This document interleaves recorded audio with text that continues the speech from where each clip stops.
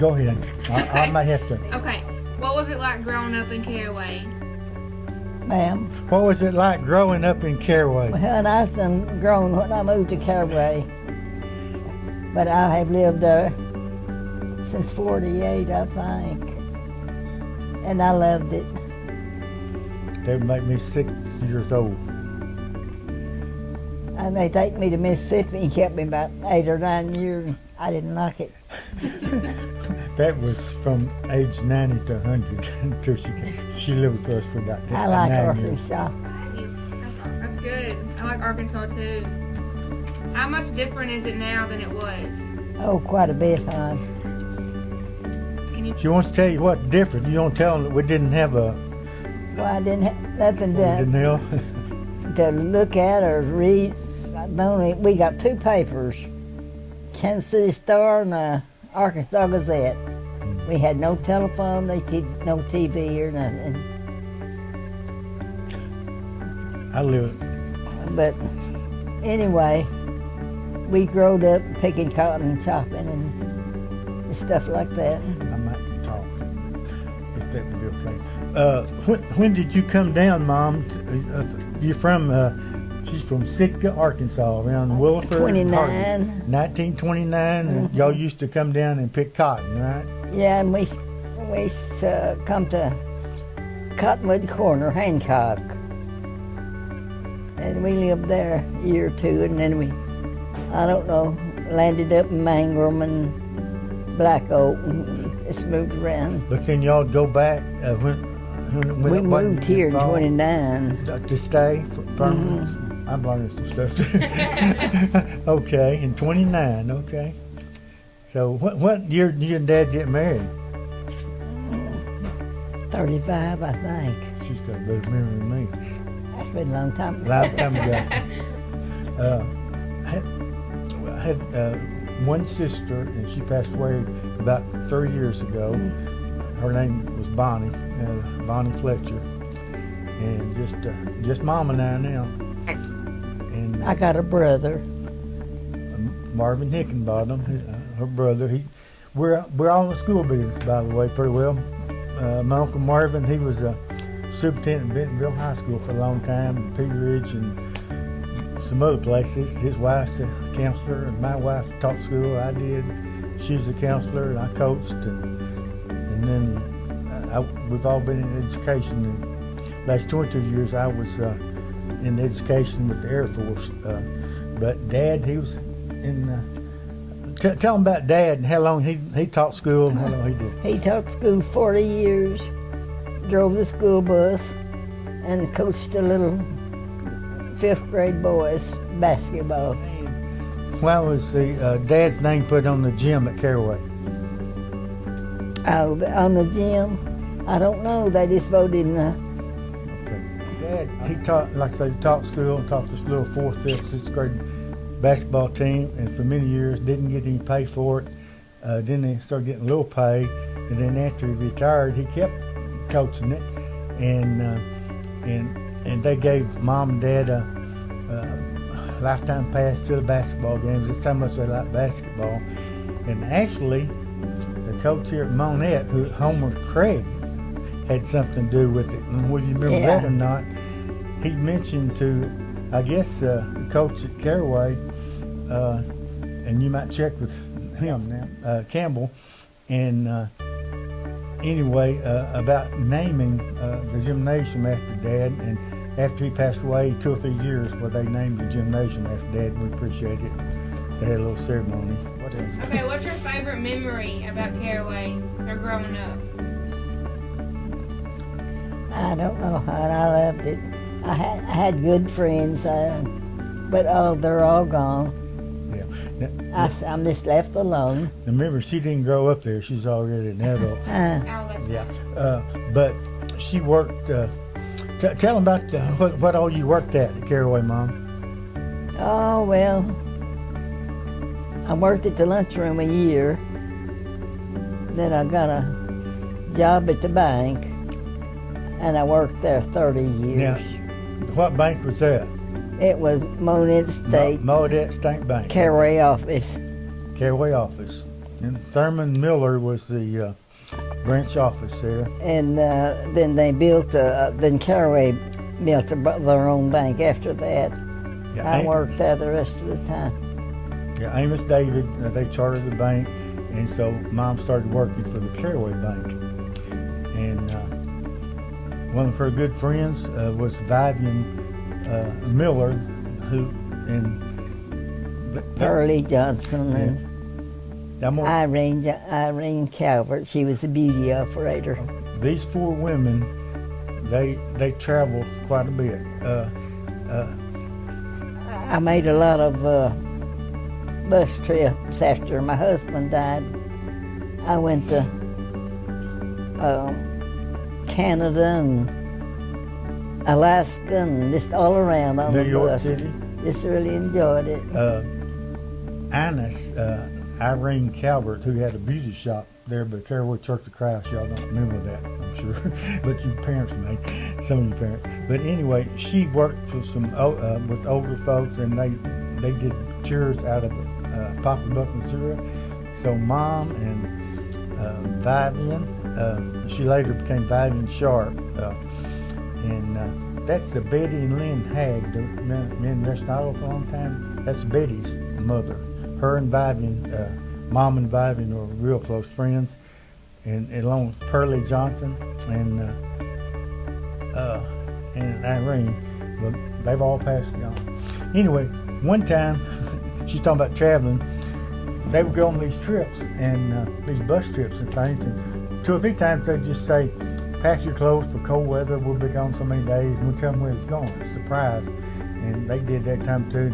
One morning I was asleep and phone rang and I answered it, and his mom. She said, "Well, Bob, I'm here in Albuquerque, New Mexico at the Hot Air Balloon Festival." And I remember one time, couldn't get a hold of her. We talked some, and I couldn't get a hold of her at night. And I called Vivian, couldn't get a hold of Vivian. And they lived 4 or 5 doors down. And so finally I found out where they were, and y'all may have heard of Hatchacoon, you know. Well, they were at Hatchacoon on a hay ride. The volunteer fire department had taken them out on a winter roast and hay ride. But Mom has always been special. I was 89 when I went on my first hay ride. But it wasn't no wagon stacked up as bales you sat on.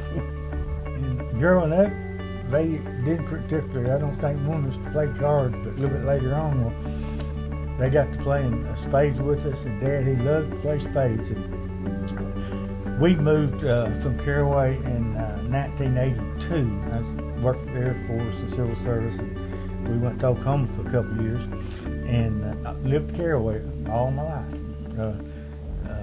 And anyway, when we come visit, well, Dad, he'd clean off the table and he'd be ready to play cards. But Mom could cook some good old fried chicken and catfish, and Dad loved to fish. We'd go crappie fishing. Mom used to fish some.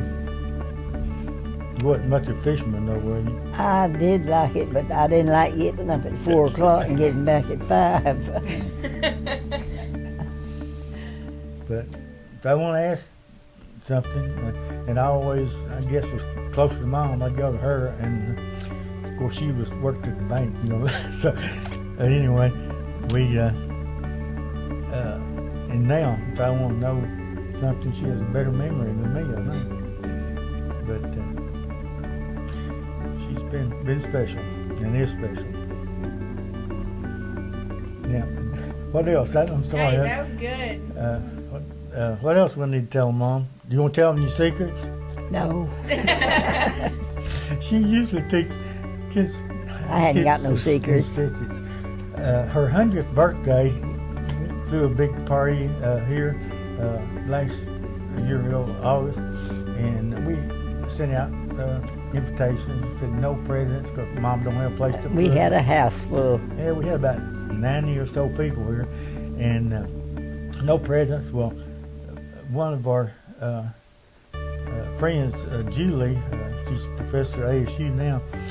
She ended up bringing a container of hard candy. Was it hard candy? It's candy, and 100 little hard candy things. Well, a day or two after that, Mom said, "Bob, I should visit with." She said, "I don't know what I'm going to do with that candy."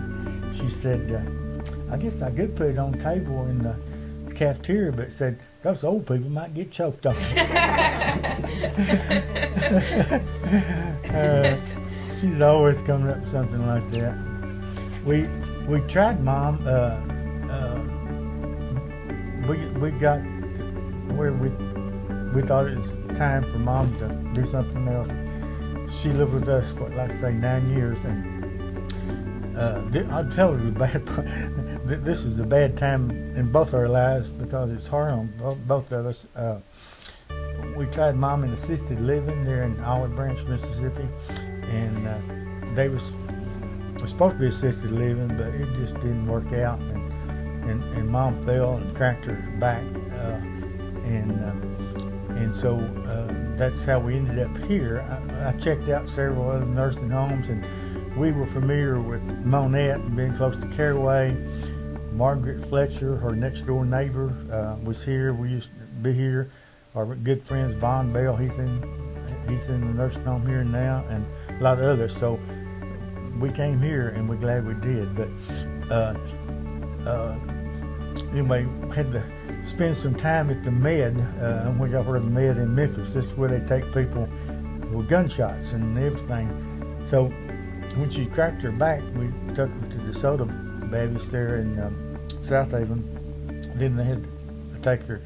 Said it'd be better to go to the Med, and that was quite an experience. We stayed there. You remember being at the Med, Mom, and they didn't have any places for us. We was right out there, and there's police coming in with gunshot victims and chained to the police officer to the chair, and terrible language and everything going on. I mean, and they didn't have a bed for her, and so actually the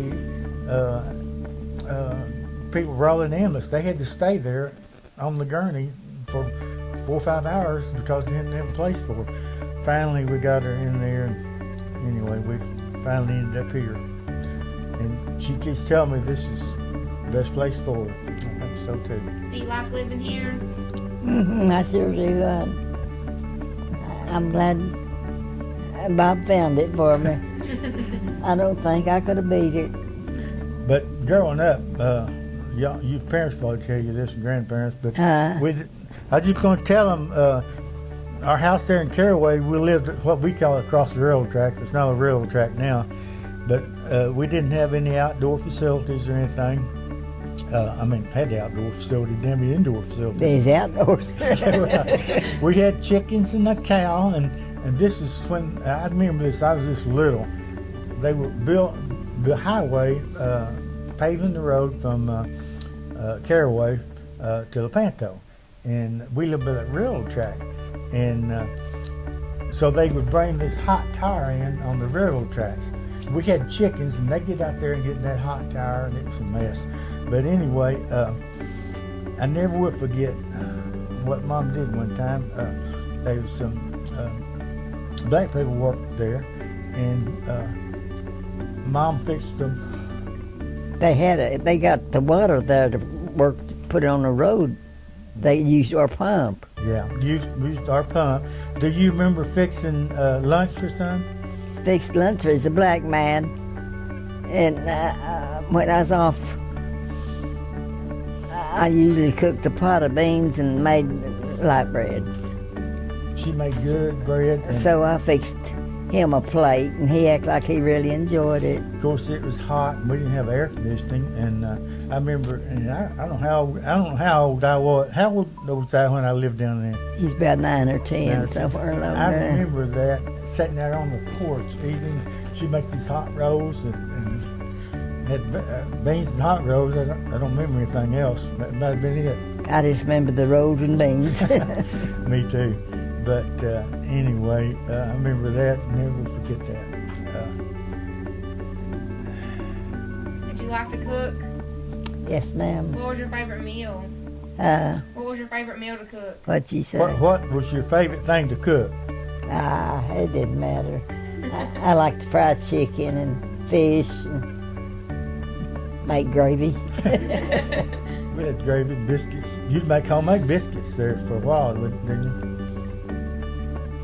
Yeah, I guess that's where I started liking gravy. But Then we got to getting bought biscuits. It's a little bit easier. well, I don't know of anything else. It's been a long time. Dad went to the Navy, and she went back and lived with her parents in Sitka, Arkansas. That's out from Willowford, which is out from Hardy, Arkansas, Back which in the is woods. way back in the sticks. And I barely remember.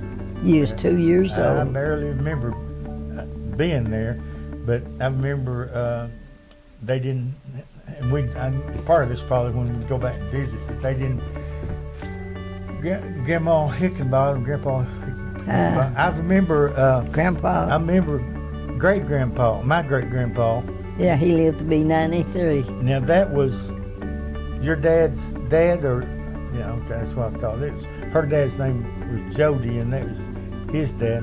But I remember going there, and they had a cistern where you get the water, and then I remember they had a spring down in the creek. They would put their milk in, or something like that, and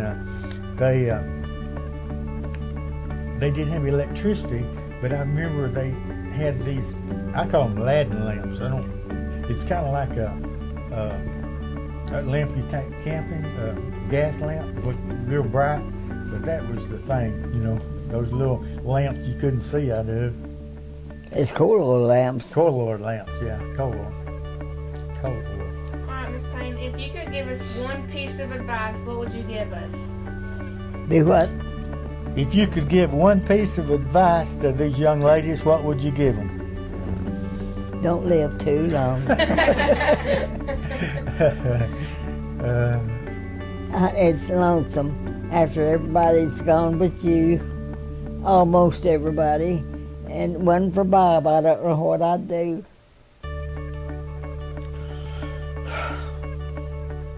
But I guess it's meant for me to be here, and I'm here.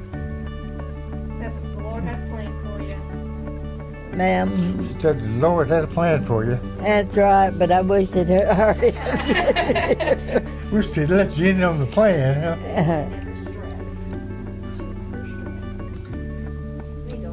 Me too. I think that is a good thing. She's always never gets upset too much, and never has a held grudge, and don't let things bother her too much, and so I think that's helped a lot. But we have a long history. We went to somebody's birthday. There was 100. Who was that? That is Maureen. She lived at Bay. No, it wasn't Bay. Out of Wynn, Arkansas, somewhere. Anyway, but she lived to be 102 or 3. How was she related to you? Our mothers were sisters. Yeah. So she has a history of people living pretty long. So have hope.